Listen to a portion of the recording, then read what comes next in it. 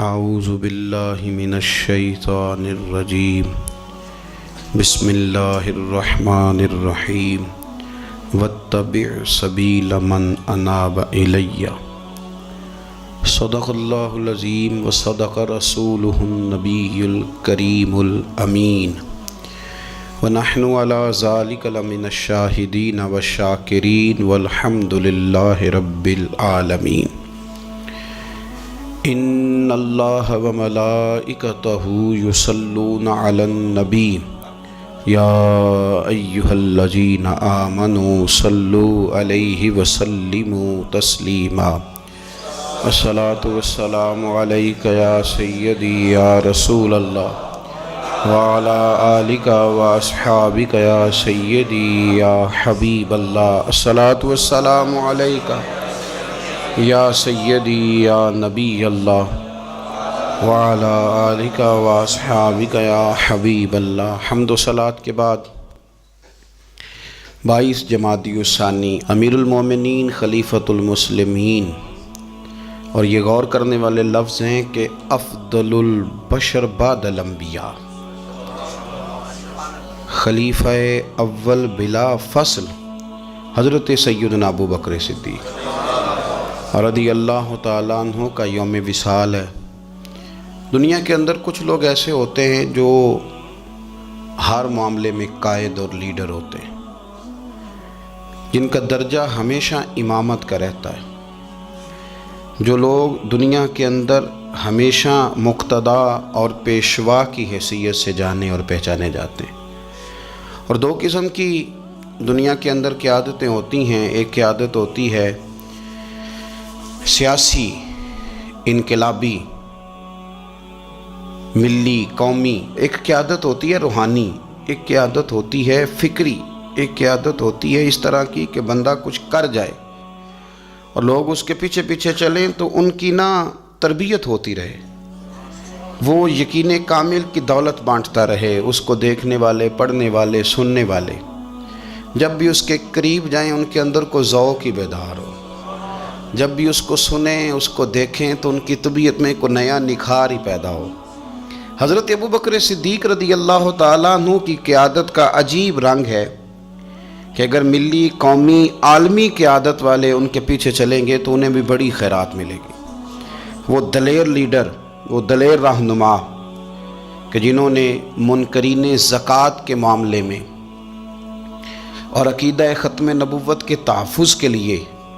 یہاں تک اعلان کر دیا کہ بھئی یہ کام میں ضرور کروں گا، چاہے میں مدینہ شریف میں اکیلا رہ جاؤں مدینہ منورہ میں، اور جنگل کے درندے آ کے میری بوٹیاں نوچ کے لے جائیں،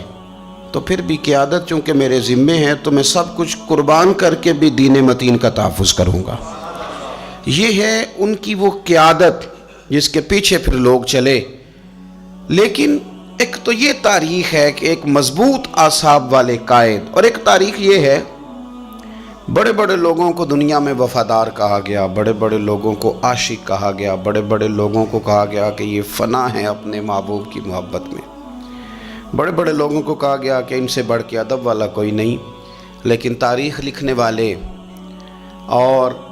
قوموں کے حالات قلم بند کرنے والے اور لوگوں کو ادب کا، عشق کا، وفا کا پیغام دینے والے جب بھی قلم اٹھاتے ہیں اور وفا کی وہ حد تک جانے لگتے ہیں تو انہیں سب سے پہلے جو نام نظر آتا ہے وہ حضرت ابو بکر صدیق کا ہے۔ وفا بھی ختم ہے، ادب بھی ختم ہے، عشق بھی ختم ہے۔ کوئی دنیا کی تاریخ جس میں ادب لکھا جائے گا وہ محتاج رہے گی کہ اسے خیرات صرف حضرت صدیق اکبر کے دروازے سے ملے گی۔ وفاداری ہو، ادب ہو، عشق ہو، جانثاری ہو۔ یہ لوگ بڑا کچھ دیکھ داکھ کے چلتے ہیں، لیکن اقبال جیسے لوگ کہنے لگے جس بندے نے ختم کر دی ہے بات، ختم بس کر دی کہ اس سے آگے ہماری کائنات ختم ہو جاتی ہے، بس وہ جناب صدیق اکبر کی ذات ہے۔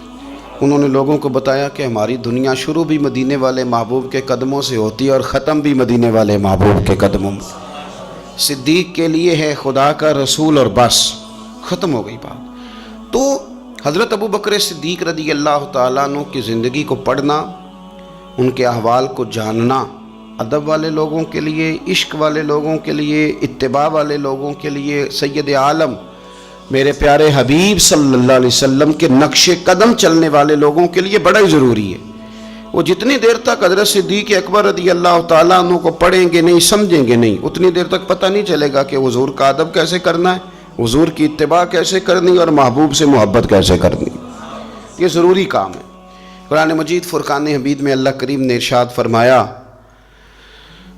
سورہ لقمان کے اندر فرمایا وَاتَّبِعْ سَبِيلَ مَنْ أَنَابَ إِلَيَّ، فرمایا کہ اس کے رستے پہ چلو، اس کی راہ پہ چلو جو میری طرف رجوع لایا ہے، جس نے میری طرف رجوع کیا اس کے پیچھے چلو۔ علامہ سید محمود آلوسی رحمۃ اللہ علیہ صاحب تفسیر روح المعانی فرماتے ہیں کہ یہ آیت تب نازل ہوئی تھی جب جناب صدیق اکبر نے کلمہ پڑھا تھا۔ آدمی جس لیول کا ہوتا ہے اس کی دوستیاں بھی اسی طرح کی ہوتی ہیں، اور جب کوئی بڑا آدمی کسی دینی، اسلامی، روحانی زندگی کو اپناتا ہے تو اس کے پیچھے چلنے والے بھی وہ زندگی اپنا لیتے ہیں۔ اسی لیے کہا گیا کہ لوگ اپنے سرداروں کے مذہب پہ ہوتے ہیں۔ حضرت سیدنا ابو بکر صدیق رضی اللہ تعالیٰ عنہ نے کلمہ پڑھا تو صاحب تفسیر روح المعانی ارشاد فرماتے ہیں کہ یہ بڑے گہرے دوست تھے حضرت ابو بکر صدیق کے، جو تاجر تھے نا بڑے بڑے مکے کے، چونکہ جناب صدیق اکبر بھی تاجر تھے، جو تاجر سارے دوست تھے حضرت صدیق اکبر کے۔ کون کون؟ حضرت سیدنا عبد الرحمن ابن عوف رضی اللہ تعالیٰ عنہ، حضرت عثمان غنی رضی اللہ تعالیٰ عنہ، حضرت زبیر بن عوام رضی اللہ تعالیٰ عنہ، حضرت طلحہ بن عبید اللہ رضی اللہ تعالیٰ عنہ۔ یہ سارے لوگ حضرت صدیق اکبر رضی اللہ تعالیٰ عنہ کے دوست تھے۔ حضرت سعید بن زید رضی اللہ تعالیٰ عنہ، یہ سارے لوگ تاجر تھے۔ تو جب پتہ چلا نا کہ ایک بڑے تاجر نے، حضرت ابو بکر صدیق رضی اللہ تعالیٰ عنہ نے کلمہ پڑھ لیا ہے، تو یہ خبر جنگل کی آگ کی طرح پھیل گئی، ہر آدمی تک بات پہنچ گئی، ہر شخص نے اس بات کو سن لیا۔ اب وہ سارے لوگ تصدیق کرنے کے لیے کہ یار بڑا سیاںا بندہ ہے، بڑا سمجھدار آدمی ہے، تاجروں میں اس کا بڑا نام ہے، کاروباری لوگ اسے بڑے قریب سے جانتے ہیں، تو وہ تصدیق کرنے کے لیے سارے لوگ جناب صدیق اکبر کے پاس آئے۔ حضرت صدیق اکبر سے تصدیق اس طرح کی سنی، اس طرح کی تصدیق سنی، اس طرح کی تصدیق سنی کہ پھر سارے ہی مدینے والے محبوب کا کلمہ پڑھ گئے، حضور کا کلمہ پڑھ گئے، بس تصدیق کرنے آئے حضور سے۔ اور نبی پاک صلی اللہ تعالیٰ تیریاں ویکھ کے اداواں تے میں مرید ہی ہو گئی۔ پھر وہ سارے حضور سید عالم آئے تھے تصدیق کرنے۔ سودا لینے کے لیے بازار گئے ہم، پر ہاتھ اس کے بکے جس کے خریدار گئے ہم۔ تو وہ نا حضور کی غلامی میں آ گئے۔ تو سمجھ لیں اس بات کو اور اس پر غور کر لیں کہ نبی پاک علیہ الصلاۃ والسلام کے اس غلام کا یہ حال ہے کہ یہ کلمہ پڑھیں تو مکے کے بڑے بڑے تاجروں میں انقلاب برپا کر دیں۔ اتنا اثر ہوا باقی لوگوں پہ کہ وہ تصدیق کرنے آئے تھے، تصدیق کرنے، اور ایسی تصدیق انہوں نے کی، ایسی تصدیق کی کہ پھر ساری زندگی مدینے والے محبوب کے گن گا کے گزار دی، ساری زندگی حضور سید عالم صلی اللہ علیہ وسلم۔ تو حضرت ابو بکر صدیق رضی اللہ تعالیٰ عنہ نے اپنی مقدس زندگی کے اندر نبی کریم صلی اللہ علیہ وسلم کی بارگاہ میں وقت گزارا۔ آپ مختلف مقامات پر قرآن مجید کو دیکھیں گے تو حضرت صدیق اکبر رضی اللہ تعالیٰ عنہ کی مختلف شانیں آپ کو قرآن حکیم میں نظر آئیں گی۔ اللہ کریم نے قرآن مجید میں ارشاد فرمایا سورہ بقرہ میں کہ الذین ينفقون اموالهم باللیل والنہار سرا وعلانیہ، فرمایا کچھ لوگ ایسے ہیں جو اللہ کے راستے میں خرچ کرتے ہیں، اعلانیہ بھی اور چھپا کر بھی۔ اور وہ کس طرح خرچ کرتے ہیں؟ رات کو بھی خرچ کرتے ہیں اور دن کو بھی خرچ کرتے ہیں، اعلانیہ بھی، چھپا کے بھی، دن کو بھی، رات کو بھی۔ تو یا اللہ ملے گا کیا؟ فرمایا فَلَهُمْ أَجْرُهُمْ عِنْدَ رَبِّهِمْ، ان کا اجر ان کے رب کے پاس ہے، وہ اللہ کے پاس ہے اور راز ہے، ان کا اجر ان کے رب کے پاس ہے، ان پر نہ کوئی خوف ہوگا نہ وہ غمگین ہوں گے۔ یہ وہ لوگ ہیں جو رات کو بھی خرچ کرتے ہیں، دن کو بھی خرچ کرتے ہیں، اعلانیہ بھی خرچ کرتے ہیں، چھپا کے بھی خرچ کرتے ہیں۔ تفسیر روح المعانی ہی کو آپ دیکھ لیں تو علامہ سید محمود آلوسی اندلسی رحمۃ اللہ علیہ فرماتے ہیں کہ حضرت صدیق اکبر کا ایک دفعہ خرچ تو ہمیشہ کرتے رہتے تھے، ایک دفعہ ارادہ بن گیا، اس آیت کے شان نزول میں لکھتے ہیں ایک دفعہ ارادہ بن گیا کہ میں نے 40,000 دینار خرچ کرنے اللہ کی بارگاہ، اور کرنے اس طرح ہے کہ دن کو بھی خرچ کرنے، اور اگر کوئی آدمی رات کو لینا چاہے تو اسے یہ نہ محسوس ہو کہ یہ تو صرف اجالے میں دینے والے ہیں،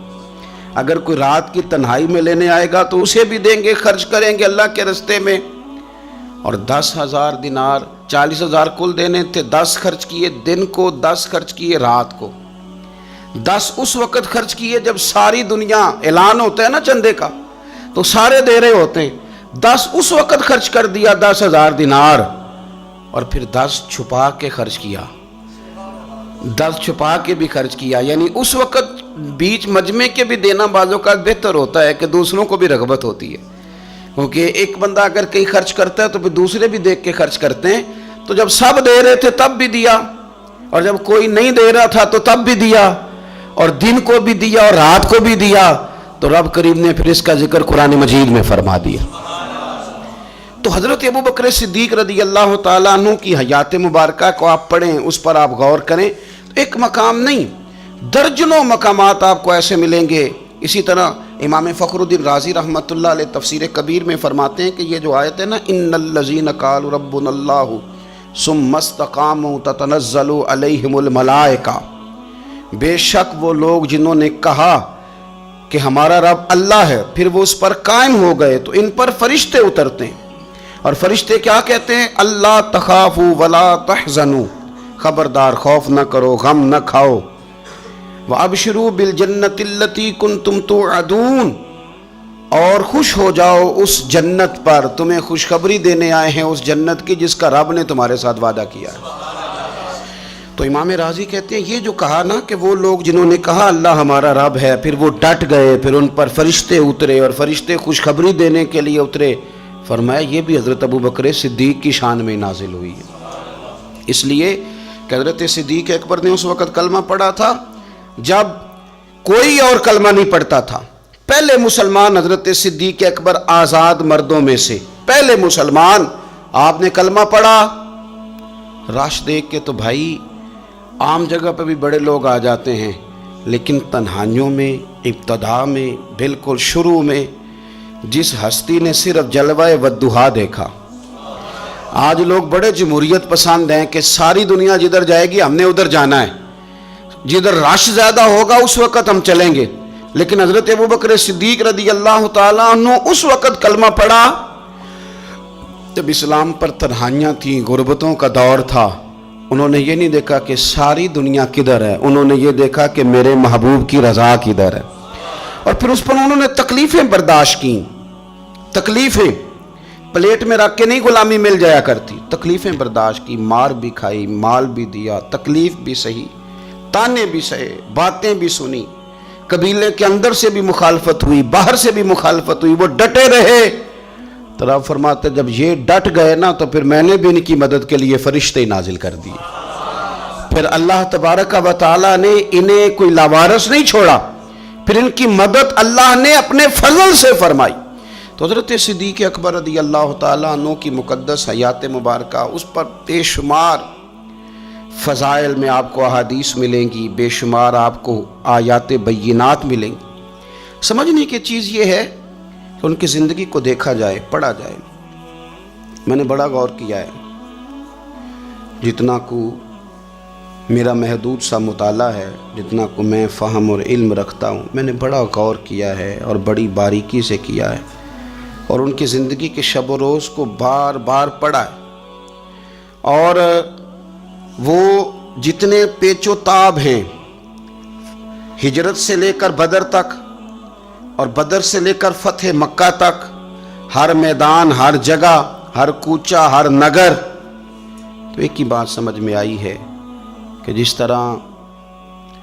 پروانہ چراغ کے گرد گھوم کے زندگی گزار دیتا ہے، گھوم کے زندگی گزار دیتا ہے، روشنی جہاں نظر آتی ہے تو پروانہ ساتھ ہی نظر آتا ہے، کہیں اور دکھائی دیتا ہی نہیں۔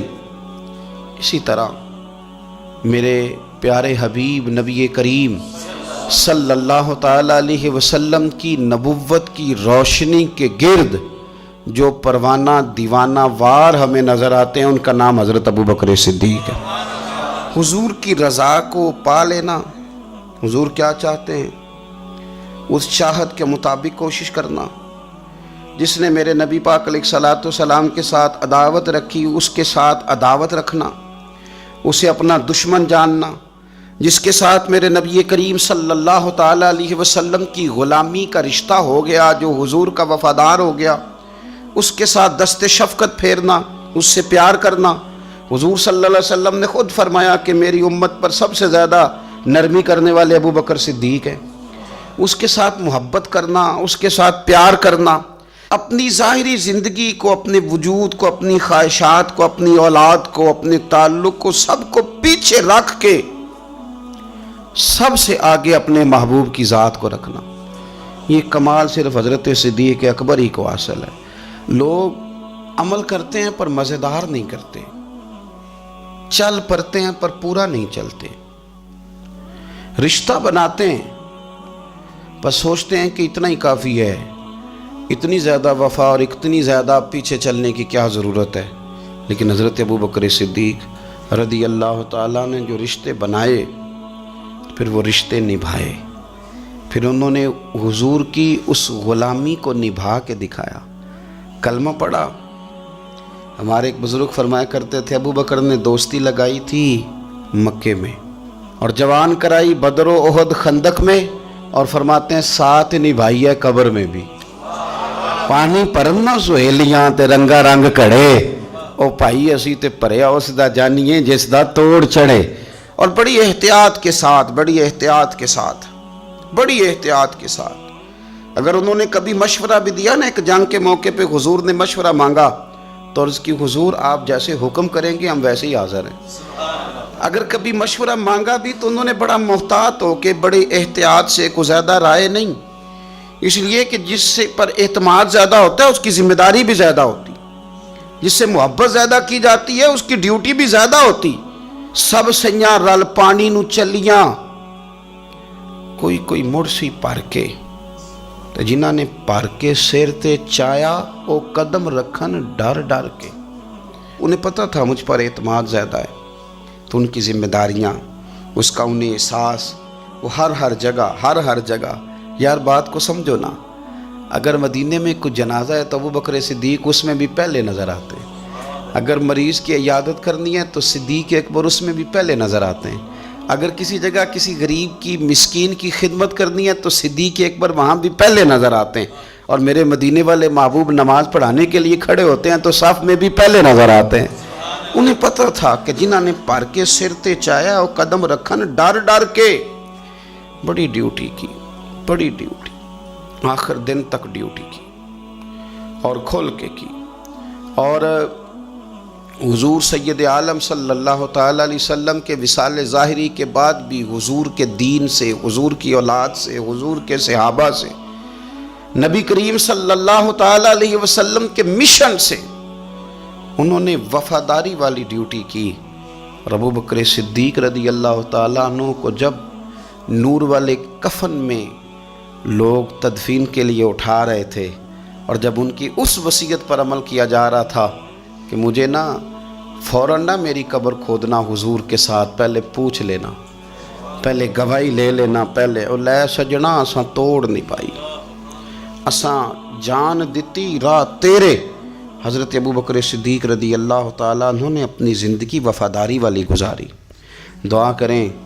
हमने भी जहाँ लगाई है ना हमारी निभ जाए, हमारा ना किसी जगह कोई ऐसा मामला ना बन जाए, हम ना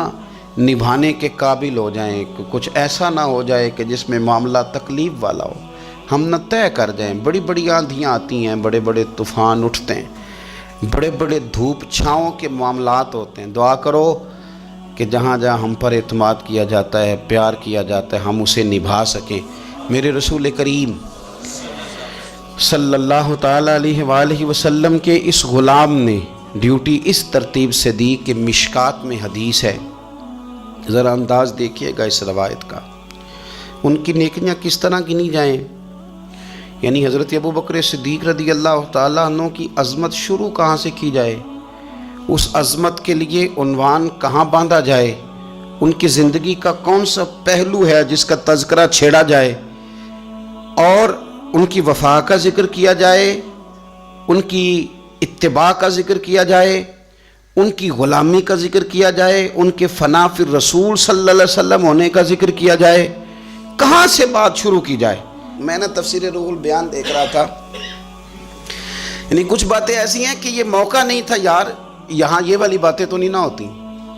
یعنی اماں جب لاڈ سے پتر سے بات کرتی ہے تو روٹین میں کرتی ہے نا، گھر میں بیٹھے کتنا پیارا ہے میرا بیٹا، میرا پتر بڑا بیبا ہے، وہ گھر میں لاڈ سے بات کرتی ہے. جب وہ سفر پہ انسان جا رہا ہو یا کوئی ایمرجنسی حالات ہوں تو اس موقع پر لاڈ کی باتیں نہیں ہوتی، اس موقع پر بڑی میٹھی، بڑی شستہ، بڑی الگ تھلگ باتیں نہیں ہوتی. علامہ اسماعیل حقی رحمۃ اللہ علیہ تفسیر روح البیان کے اندر فرماتے ہیں کہ جنگ بدر کے اندر نا حضرت ابو بکر صدیق رضی اللہ تعالیٰ عنہ کے صاحبزادے، وہ پہلے بھی آپ نے سنا ہوا ہے، بڑی معروف بات ہے کہ وہ کافروں کی طرف سے آئے تھے لڑنے کے لیے، ابھی کلمہ نہیں پڑھتے تھے، بعد میں اللہ نے توفیق دی وہ بھی مسلمان ہو گئے. وہ کافروں کی طرف سے جب آئے انہوں نے للکارا انہوں نے، تو حضرت صدیق اکبر نے نا جلدی سے تلوار اٹھائی اور اٹھنے لگے، کہا یا رسول اللہ مجھے اجازت دیں میں اس کی گردن کاٹ کے لاؤں. تو حضور نے فرمایا ابو بکر آپ بیٹھ جائیے. حضور وہ للکار رہے ہیں، جس طرح والد کو غصہ زیادہ نہیں ہوتا بچے کی کسی غلطی پر، تو کہا حضور میں نے جانا ہے، ابھی اس کی گردن کاٹ کے لاتا ہوں. فرمایا ابو بکر بیٹھ جائیے. حضرت صدیق اکبر کی طبیعت کے اندر جب حضور نے وہ جلال دیکھا اور خیال دیکھا کہ اب تو یہ جانا ہی چاہ رہے ہیں، تو حضور نے پھر کیا انداز اختیار کیا. نبی کریم علیہ السلام نے فرمایا ابو بکر بیٹھ جا، تیری ابھی بڑی ضرورت ہے. فرمایا تیری وجہ سے ابھی ہم نے بڑے نفع اٹھانے. اور پھر حضور نے فرمایا ابو بکر جس طرح میرے لیے میری آنکھیں اور میرے کان ہیں نا، جس طرح میرے لیے میری آنکھیں اور میرے کان ہیں، اسی طرح ابو بکر تو بھی میرے لیے یہی حیثیت رکھتا ہے. جس طرح بندہ آنکھوں سے دیکھتا ہے کانوں سے سنتا ہے، اللہ کرے آپ کو سمجھ آئے، آنکھوں سے دیکھتا ہے اور کانوں سے سنتا ہے. فرمایا ابو بکر تو میرے لیے اسی طرح ہی ہے، گویا میں تیری صورت میں ہی تو دنیا کو دیکھتا ہوں. تو عشق میں، پیار میں، وارفتگی میں جو اللہ تعالیٰ نے اعزاز انہیں عطا فرمایا وہ ہمیں سکھا گئے کہ حضور کی محبت میں جینا کیسا ہے، اس محبت کو نبھانا کیسے ہے، اور اس کے اندر تا دم آخری کس طرح کر کے وقت گزارنا ہے. بس شرط یہ ہے کہ سیکھیں، ان سے سیکھیں. جنہوں نے آج تک فیصلہ نہیں نہ کیا کہ وہ کیا ہیں، وہ دیندار ہیں کہ دنیا دار ہیں، وہ شہری تو ہو کے جینا چاہتے ہیں کہ دیہات کے کلچر میں بسنا چاہتے ہیں، وہ طریقت کے راہ کے مسافر ہیں کہ وہ کوئی سیاست. جنہوں نے آج تک فیصلہ نہیں نہ کیا تو جو فیصلہ نہیں کر سکے وہ نتیجہ کب حاصل کریں گے؟ ہم فیصلہ نہیں کر پاتے ساری زندگی، ہمیں پتہ ہی نہیں ہوتا دراصل ہم کیا ہیں. بس زندگی میں جن لوگوں نے فیصلہ کر لیا ہوا ہے نا کہ ہم کیا ہیں، ہم درویش ہیں، فقیر ہیں، صوفی ہیں، ہم دنیا دار ہیں، ہم مال و دولت والے ہیں، ہم سخی ہیں، ہم متقی پرہیزگار ہیں، عبادت کیا ہیں ہم، جنہوں نے فیصلہ کر لیا ہے نا پھر ان کا سفر بھی شروع ہو گیا، ان کا سفر بھی شروع ہو گیا. جب سفر شروع ہو جائے تو پھر کبھی نہ کبھی منزل بھی آ ہی جایا کرتی ہے. لیکن جنہوں نے ابھی تک فیصلہ ہی نہیں کیا تو وہ کس طرح کر کے منزل تک پہنچیں گے. دعا یہ ہے کہ اللہ تعالی ہمیں حضرت ابو بکر صدیق رضی اللہ تعالیٰ عنہ کے طریقوں پر چلنے کی توفیق عطا فرمائے. اللہ ہمیں ان کے رستوں کا مسافر بنائے، ان کی وفاداری، ان کا عشق، ان کی غلامی کے اللہ ہمیں خیرات عطا فرمائے. آخر دعوانا ان الحمدللہ رب العالمین.